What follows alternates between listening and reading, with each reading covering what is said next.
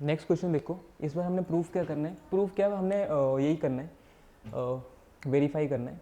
तो हमारे पास क्या दे रखा है, ए मैट्रिक्स दे रखी है, हमसे बोला गया कि इसको प्रूफ करो कि सिमेट्रिक मैट्रिक्स है। सिमेट्रिक मैट्रिक्स हम उन मैट्रिक्स को बोलते हैं जिसका ट्रांसपोज वो खुद होती है। मतलब अगर मैं कोई हमारे पास ए मैट्रिक्स है और उसका ट्रांसपोज करूँ तो अगेन ए मैट्रिक्स ही निकल के आएगी, ऐसी मैट्रिक्स को हम सिमेट्रिक बोलते हैं। ठीक है, तो ए तो हमारे पास है, ए ट्रांसपोज निकालते हैं, क्या आएगा यहाँ पे 1 -1 5, कॉलम में लिखूंगा -1 2 1 5 1 3।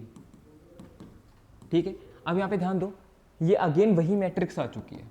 तो अगर ये वापस ए ट्रांसपोज करके अगेन ए मैट्रिक्स आ रही है तो वो सिमेट्रिक मैट्रिक्स होती है। सेकंड क्वेश्चन देखना इसी के साथ, इस बार हमने स्क्यू सिमेट्रिक प्रूव करना है। तो स्क्यू सिमेट्रिक हम उन्हें बोलते हैं कि अगर उसका मैं ट्रांसपोज करूँ किसी भी मैट्रिक्स का तो वो मैट्रिक्स तो आएगी विद नेगेटिव साइन।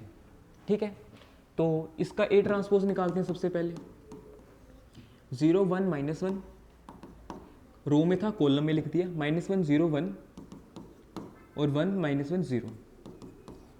अब एक चीज़ ध्यान रखना कि पहली रो में देखो पॉजिटिव विद नेगेटिव, यहाँ पे नेगेटिव पॉजिटिव है, तो अगर मैं माइनस साइन हर एक एलिमेंट से बाहर कॉमन निकालूँ तो हमारे पास अंदर के बचेगा, ये तो 0 ही था, यहाँ पे +1 बन जाएगा, यहाँ पे -1, यहाँ पे +1 0 और यहाँ पे +1, यहाँ पे -1 और इसको लिखा था ना, ये थोड़ा गलत लिख दिया, 0 1 -1 0 1 -1।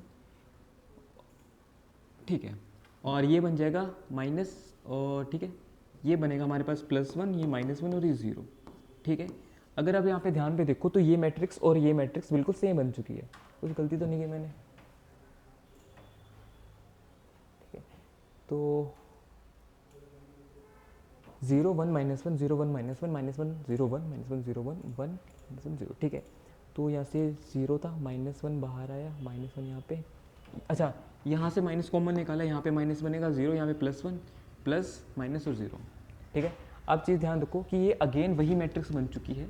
ठीक है, तो ए लिखूंगा तो हमारे पास क्या आया, अगर मैंने ए का ट्रांसपोज किया और अगेन ए नेगेटिव में बन चुकी है, तो मतलब अगर ऐसी मैट्रिक्स आए तो उन मैट्रिक्स को हम क्या बोलते हैं, स्क्यू सिमेट्रिक मैट्रिक्स बोलते हैं। ठीक है,